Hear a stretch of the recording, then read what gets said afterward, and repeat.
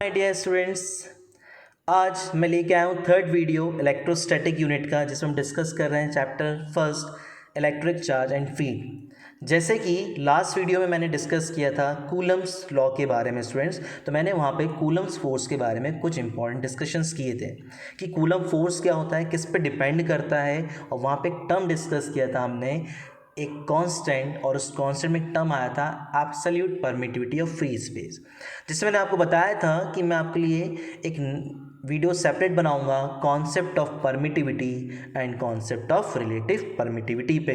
तो आज का वीडियो इसी कॉन्सेप्ट पे बेस है कि परमिटिविटी क्या होता है और रिलेटिव परमिटिविटी क्या होता है।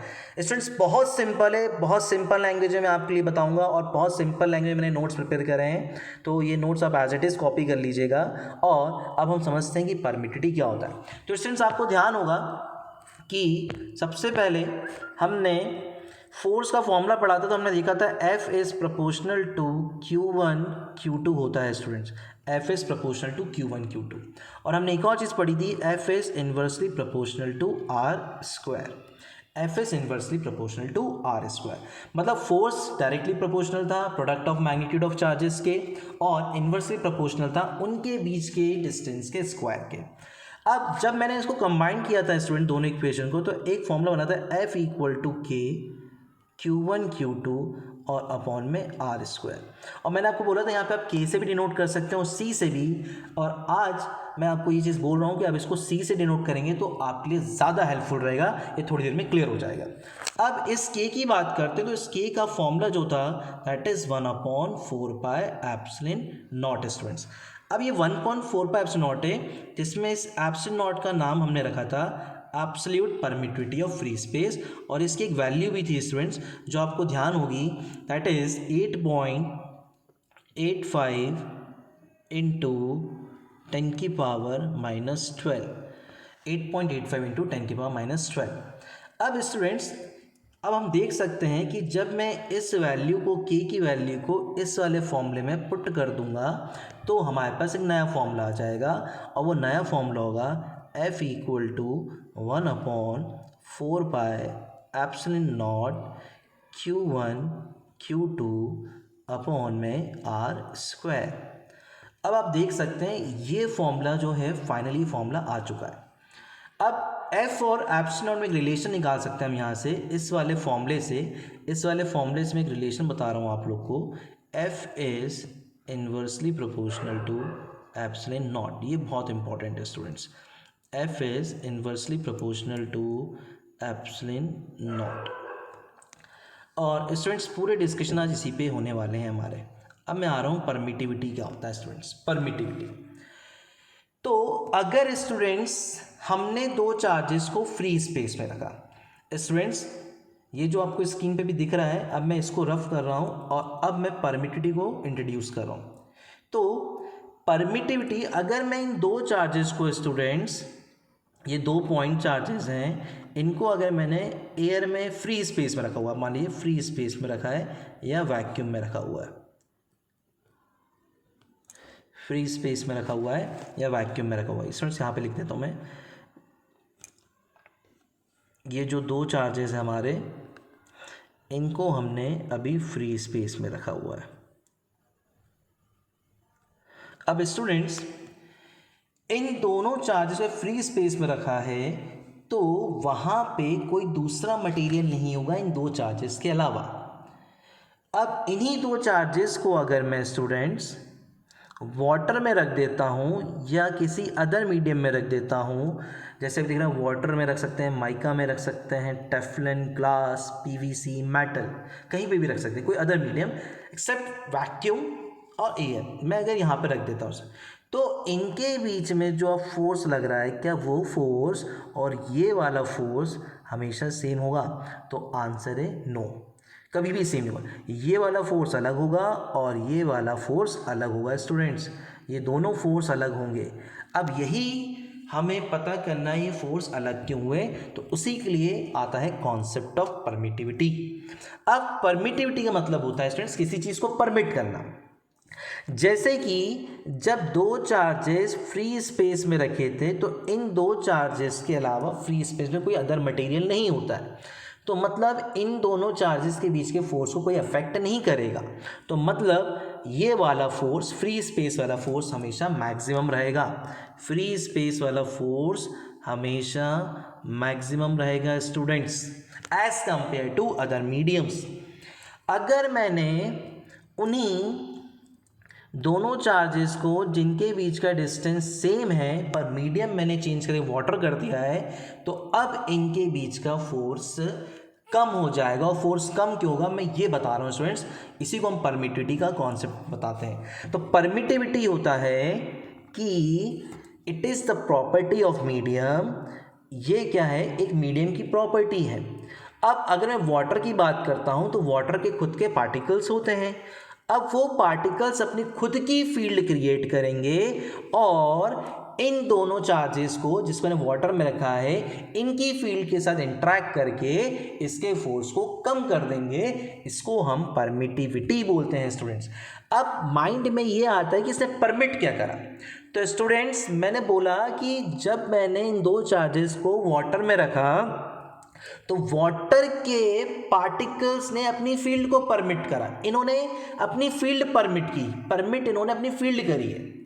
और जैसे इन्होंने अपनी फील्ड को परमिट करा वाटर के पार्टिकल्स ने, तो उनकी फील्ड दो चार्जेस जो वाटर में रखे थे उनकी फील्ड से इंटरेक्ट करते हैं और इस इंटरेक्शन की वजह से फोर्स कम हो जाता है। और फोर्स कम क्यों होता है, इसको मैंने अभी जस्ट बताया था कि force is inversely proportional to epsilon.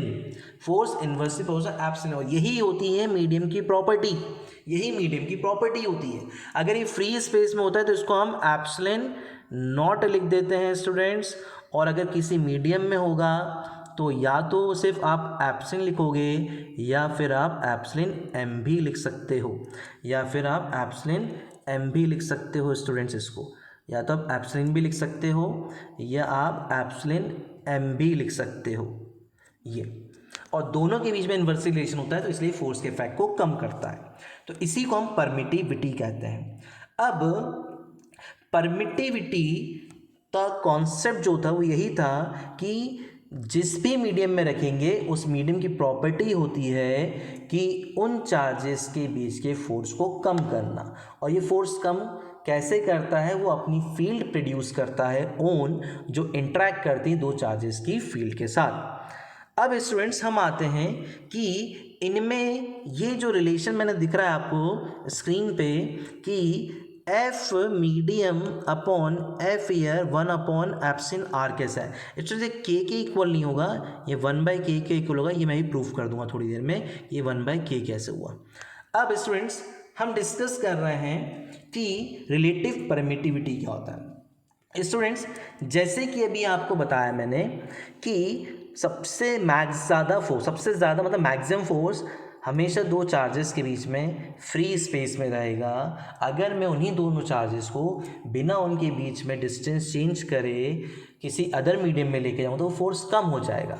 अब ये फोर्स कितने टाइम्स कम हो जाएगा, इस कॉन्सेप्ट को बताया है रिलेटिव परमिटिविटी ने। तो रिलेटिव परमिटिविटी का मतलब होता है वो इन्फॉर्मेशन देता है कि किसी मीडियम में फ्री स्पेस से फोर्स कितने टाइम डिक्रीज हुआ है। और रिलेटिव परमिटिविटी का एक नाम और है जिसको हम बोलते हैं डाइइलेक्ट्रिक कांस्टेंट। रिलेटिव परमिटिविटी का एक नाम और है डाइइलेक्ट्रिक कांस्टेंट। जैसे हर किसी के दो नाम हो सकते हैं तो इसी तरह रिलेटिव परमिटिविटी के भी दो नाम हैं, एक रिलेटिव परमिटिविटी और दूसरा नाम है डाइइलेक्ट्रिक कांस्टेंट। ये डाइइलेक्ट्रिक कांस्टेंट स्टूडेंट्स कैपेसिटर में भी आएगा और कैपेसिटर में इसका वेटेज 3 मार्क्स के क्वेश्चन के बराबर होता है। ये हमेशा पूछता है सीबीएसई और बहुत अच्छी तरीके से पूछेगा। तो जब हम कैपेसिटर पढ़ेंगे तो वापस हम डाइइलेक्ट्रिक कांस्टेंट को इंट्रोड्यूस करेंगे। तो रिलेटिव परमिटिविटी का एक नाम और है डाइइलेक्ट्रिक कांस्टेंट। अब स्टूडेंट्स मैं आपको कुछ फॉर्मूलेस बता दे रहा हूँ, ये सारे फॉर्मूलेस कैसे आए हुए हैं तो आई थिंक आपको क्लियर हुआ होगा परमिटिविटी क्या होता है और रिलेटिव परमिटिविटी क्या होता है। अब मैं आपको बता रहा हूँ कि रिलेटिव परमिटिविटी का फॉर्मूला क्या होता है स्टूडेंट्स। तो आपको ध्यान रखना है रिलेटिव परमिटिविटी का फॉर्मूला जो होता है दैट इज डिनोट करते हैं एप्सिलॉन आर से या फिर के से, और इसका फॉर्मूला होता है परमिटिविटी ऑफ मीडियम अपॉन में permittivity of free space. Students एक बार फिर से बता देता हूँ, परमिटिविटी ऑफ मीडियम अपॉन में परमिटिविटी ऑफ फ्री स्पेस। ये जो डॉट है स्टूडेंट्स ये फ्री स्पेस और एयर के लिए चलेगा। तो ये फॉर्मूला होता है रिलेटिव परमिटिविटी का या फिर डाइलेक्ट्रिक कांस्टेंट, एक ही चीज़ है दोनों स्टूडेंट्स। अब आप बता सकते हैं एप्सिलॉन नॉट की वैल्यू सबसे कम होगी, क्योंकि हमने पढ़ा था कि F is inversely proportional to epsilon naught और F is inversely proportional to, ये अगर एफ नॉट लिख दूँ और इसको एफ एम लिख दूँ स्टूडेंट, तो ये जगह 1 एप्सिलॉन नॉट एप्सिलॉन एम। अब मुझे पता है कि सबसे ज़्यादा फोर्स एफ नॉट है, मतलब F naught is greater than F M. अब एफ नॉट बड़ा है तो एप्सिलॉन नॉट छोटा होगा स्टूडेंट्स, एफ नॉट अगर बड़ा है तो एप्सिलॉन नॉट छोटा होगा, और अगर एफ एम छोटा है तो एप्सिलॉन एम बड़ा होगा। तो मतलब यहाँ समझ में आ गया कि एप्सिलॉन एम बड़ा होता है, एप्सिलॉन एम बड़ा होता है as compare to epsilon naught. अब मुझे बताइए ये चीज़ बड़ी है, एप्सिलॉन एम बड़ा है और एप्सिलॉन नॉट छोटा है, मतलब बड़े को छोटे से डिवाइड करेंगे, बड़े को छोटे से डिवाइड करेंगे तो हमेशा बड़ा आएगा। तो वी कैन से दैट, यहाँ से मैं कंक्लूजन निकाल सकता हूँ कि जो एप्सिलॉन आर होगा वो हमेशा ग्रेटर देन या इक्वल टू 1 होगा। एप्सिलॉन आर हमेशा ग्रेटर देन और इक्वल टू 1 होगा। स्टूडेंट जितने स्लाइड्स में आपको रिलेशन में लिख के दिखा रहा हूँ ये आप नोट कर लीजिएगा, ये बहुत इंपॉर्टेंट रिलेशन है, डायरेक्ट 1 मार्क ऑब्जेक्टिव क्वेश्चन बनने के चांसेस होते हैं स्टूडेंट्स। तो एप्सिलॉन आर जो होता है वो ग्रेटर देन और इक्वल टू 1 होता है, मतलब रिलेटिव परमिटिविटी हमेशा 1 के बराबर या 1 से बड़ी होगी। अब ये 1 के इक्वल कैसे हो सकती है, तो स्टूडेंट्स मैं इसको ये बता देता हूँ 1 के इक्वल कैसे होगी। अब रिलेटिव परमिटिविटी कंपैरिजन, अब मान लीजिए मैंने यहाँ पे दोनों चार्जेस को फ्री स्पेस से कंपैरिजन किया, मतलब ऊपर भी मीडियम आ जाएगा एप्सिलॉन नॉट, नीचे भी आ जाएगा एप्सिलॉन नॉट, और दोनों कैंसिल हो जाएंगे तो आंसर कितना जाएगा 1। मतलब रिलेटिव परमिटिविटी ये किसकी होती है स्टूडेंट्स, 1 किसकी होगी हमेशा, फ्री स्पेस की।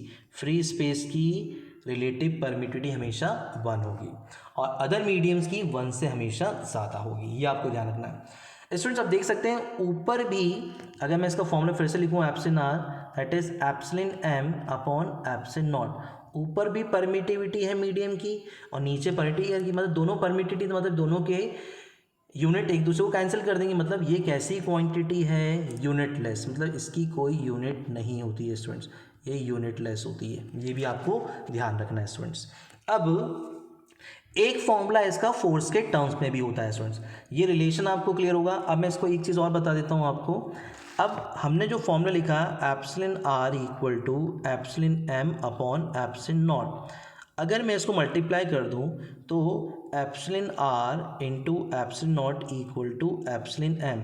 अब आप इस रिलेशन को देखेंगे तो ये रिलेशन यही बता रहा है कि इनकी जो मल्टीप्लाई, मतलब जो मीडियम होगा, मीडियम की जो परमिटिविटी होगी वो हमेशा फ्री स्पेस की परमिटिविटी से क्या होगी, एप्सिलॉन आर टाइम्स होगी। मतलब रिलेटिव परमिटिविटी जो भी होगी उसकी वैल्यू को अगर मैं एब्सोल्यूट परमिटिविटी से मल्टीप्लाई कर दूंगा, मान लीजिए वाटर की 80 है, मान लीजिए वाटर की 80 है, एप्सिलॉन आर जो है वो वाटर का 80 है, तो अगर मैं 80 को मल्टीप्लाई कर दूंगा एप्सिलॉन नॉट से तो मुझे परमिटिविटी मिल जाएगी वाटर की, मतलब यहाँ पे मीडियम कौन सा है, वाटर है, तो मुझे परमिटिविटी मिल जाएगी वाटर की। इस तरीके से हम ये कैलकुलेशन कर सकते हैं स्टूडेंट्स। अब आपको मैं एक फॉर्मूला और बता देता हूँ रिलेटिव परमिटिविटी को फोर्स के टर्म्स में कैसे लिखते हैं स्टूडेंट्स हम लोग। तो जैसे कि आप समझ रहे हैं कि एफ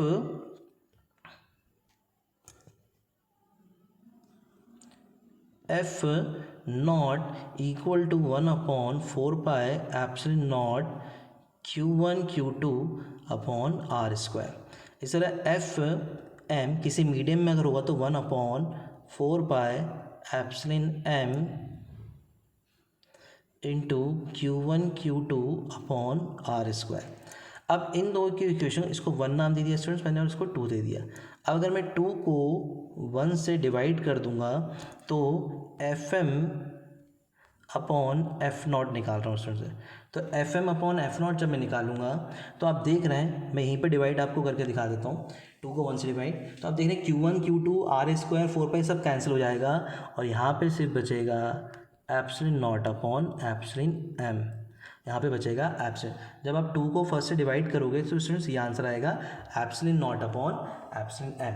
आप देख सकते हैं epsilon naught upon epsilon M को हम क्या लिख सकते हैं, अभी जब मैंने आपको बताया रिलेशन कि एप्सिलॉन आर जो होता है आपका, एप्सिलॉन आर एप्सिलॉन आर क्या होता है स्टूडेंट्स, हमने अभी जस्ट डिस्कस किया। एप्सिलॉन आर होता है epsilon M upon epsilon naught, epsilon M upon epsilon naught. अब इसका जैसे उल्टा कर देंगे तो ये वैल्यू हो जाएगी 1 अपॉन एप्सिलॉन आर के बराबर या फिर 1 अपॉन के के बराबर। ये डायरेक्ट फॉर्मूला हमें याद रखना है स्टूडेंट्स। तो F M upon F naught equal to जाएगा 1 upon epsilon R equal to 1 upon K. Epsilon R relative permittivity और उसी को हम डाइलेक्ट्रिक कांस्टेंट बोलते हैं, इसको हम के से डिनोट करते हैं। ये आपको फॉर्मूला स्लाइड में अवेलेबल है। तो ये कैसे है आई थिंक आपको क्लियर हो गया होगा स्टूडेंट्स। और यही होता है परमिटिविटी का concept and relative permittivity. Permittivity जो मीडियम की प्रॉपर्टी होती है जो अपनी ओन फील्ड प्रोड्यूस करेगा और उन दो चार्जेस की फील्ड के साथ इंटरेक्ट करके उनके बीच के फोर्स को कम कर देगा, और वो फोर्स कितने टाइम्स कम हुआ है ये बताता है हमें रिलेटिव परमिटिविटी का कॉन्सेप्ट। तो आपको आप देख सकते हैं यहाँ पे मैंने यहाँ पे सारी चीज़ें बताई हैं, बस ये के की जगह 1/k आएगा, ये मैंने बोला था आपसे करेक्ट कर लीजिएगा। ये के नहीं होगा यहाँ पे, इस के की जगह 1/k आएगा। बाकी एज इट इज़ ये सारी चीज़ें क्लियर हैं। परमिटिविटी की डेफिनेशन है यहाँ पे रिलेटिव परमिटिविटी है, ये आपको रेशो दिख रहा होगा। अच्छा स्टूडेंट्स, हम मीडियम की परमिटिविटी एप्सिलॉन से भी डिनोट कर सकते हैं या फिर हम एप्सिलॉन एम से भी डिनोट कर सकते हैं स्टूडेंट्स, एप्सिलॉन एम से भी डिनोट कर सकते हैं। यहाँ पे परमिटिविटी का डायमेंशन निकाला हुआ है, कैसे निकाला है पूरा क्लियर होना चाहिए, कूलम्स फोर्स के हेल्प से निकाला हुआ है। और यहाँ पे कुछ रिलेटिव परमिटिविटी या डाइलेक्ट्रिक कांस्टेंट की वैल्यू दी है, तो ये न्यूमेरिकल पॉइंट ऑफ व्यू से बहुत इंपॉर्टेंट है। अब स्टूडेंट्स मैं आपको बताना चाह रहा हूँ इसके बाद कि कुछ कंपैरिजन है इलेक्ट्रोस्टैटिक एंड ग्रेविटेशनल फोर्स के बारे में। तो कुछ उनके बीच में सिमिलरिटीज़ होती हैं और कुछ डिसिमिलरिटीज़ होती हैं, तो ये आपको पॉइंट ध्यान रखना है, कई बार पूछ लेते हैं एग्जाम में। तो सिमिलरिटीज़ क्या क्या है पहले हम वो डिस्कस कर देते हैं।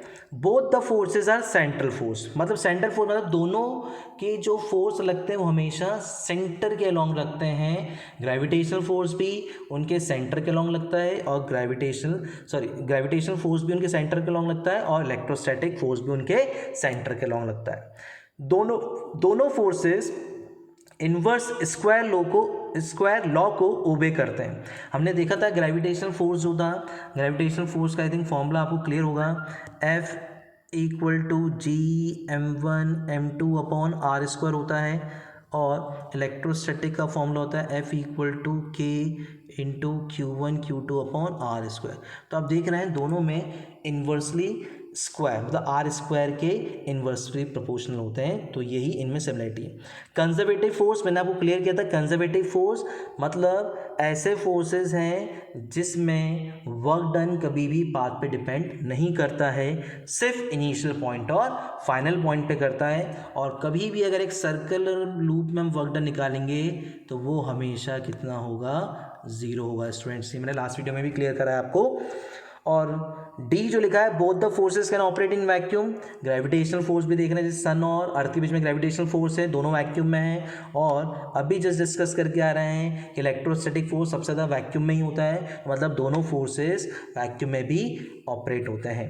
तो ये 4 सिमिलरिटीज़ आपको याद रखनी है। अब डिफरेंस की बात आ रही है स्टूडेंट्स, तो पहला डिफरेंस लिखा हुआ है gravitational force are always attractive. ये हमें पता है ग्रेविटेशनल फोर्स रिपल्सिव कभी नहीं होता है, सिर्फ अट्रैक्टिव इन नेचर है, जबकि इलेक्ट्रोस्टैटिक फोर्स रिपल्सिव भी हो सकता है और अट्रैक्टिव भी हो सकता है। फिर हमने देखा था gravitational force is independent of medium. Gravitational force students very important point, very important point, gravitational force medium पे डिपेंड नहीं करता है। जितना फोर्स वैक्यूम में है उतना ही वाटर में रहेगा, उतना ही ग्लास में रहेगा, उतना ही अदर मीडियम में रहेगा, क्योंकि जी जो होता है ये यूनिवर्सल ग्रेविटेशनल कांस्टेंट है, इसकी वैल्यू चेंज नहीं होती है। पर इलेक्ट्रोस्टैटिक फोर्स मीडियम पे डिपेंड करता है, जिसका कॉन्सेप्ट आज ही मैंने आपको बताया परमिटिविटी एंड रिलेटिव परमिटिविटी। तो इलेक्ट्रोस्टैटिक फोर्स मीडियम पे डिपेंड करता है। और सी पॉइंट इलेक्ट्रोस्टैटिक फोर्स होता है ये बहुत ज़्यादा होता है as compare to gravitational force, क्योंकि हमने देखा है कि सिंपल दो छोटे चार्जेस के बीच में भी, इलेक्ट्रॉन और प्रोटॉन के बीच में भी इलेक्ट्रोस्टैटिक फोर्स एग्जिस्ट कर रहा है, जबकि ग्रेविटेशनल फोर्स के लिए मास का होना बहुत ज़्यादा ज़रूरी होता है। और इसको एक्सपेरिमेंटली कैलकुलेट भी किया गया है, तो इलेक्ट्रोस्टैटिक फोर्स जो होता है वो बहुत ज़्यादा होता है as compare to gravitational force. तो स्टूडेंट्स आई थिंक ये आपको सिमिलरिटीज़ और डिफरेंसेस क्लियर हो गए हैं, बहुत सिंपल हैं, आपको एज इट इज़ याद रखना है। इसके बाद मैं आपको बता रहा हूँ, यहाँ पे मैंने कुछ सिंपल से 3 न्यूमेरिकल्स दिए हुए हैं कि परमिटिविटी आपको निकालनी है किसी मीडियम की। अगर रिलेटिव परमिटिविटी दिया है, आपने देखोगे मैंने फॉर्मूले स्लाइड पे लिखे थे आपके लिए। फिर यूनिट बोली रिलेटिव परमिटिविटी की, और एक थर्ड क्वेश्चन है, ये आपका स्टूडेंट्स क्वेश्चन नंबर फर्स्ट है, ये आपका क्वेश्चन नंबर फर्स्ट है, ये क्वेश्चन नंबर सेकंड है, और ये क्वेश्चन नंबर थर्ड है स्टूडेंट्स। ये तीनों आप सॉल्व करेगा, तीनों आपसे बन जाएंगे। हमारे पास सारे फॉर्मूलेस हैं, मैंने सारे फॉर्मूले आपको बताया, एक बार मैं फिर से यहाँ बता देता हूँ। एप्सिलॉन आर का फॉर्मूला जो हमने पढ़ा था that is epsilon M upon epsilon naught, और इसी को हम के बी बोलते हैं, ये आप ध्यान रखिएगा। जैसे कि आप देखें यहाँ पे एप्सिलॉन आर लिखा है तो कई बार के बी लिख देते हैं। फिर आपको ध्यान रखना है कि मैंने F medium upon F not का फॉर्मूला भी लिखा हुआ है स्टूडेंट, इसको आपको ध्यान रखना है। इनमें एक रिलेशन ये भी होता है epsilon naught upon epsilon M, और एक रिलेशन ये भी होता है 1 अपॉन एप्सिलॉन आर। ये फॉर्मूले आपको ध्यान रखना है, इन्हीं फॉर्मूले पे बेस्ड क्वेश्चन हैं, ये आपसे बन जाएंगे। तो स्टूडेंट्स थैंक यू। जो मेरा नेक्स्ट वीडियो रहेगा वो रहेगा प्रिंसिपल ऑफ सुपरपोजिशन पे, अगेन वेरी इंपॉर्टेंट कॉन्सेप्ट, और इस पे based numericals. Thank you students.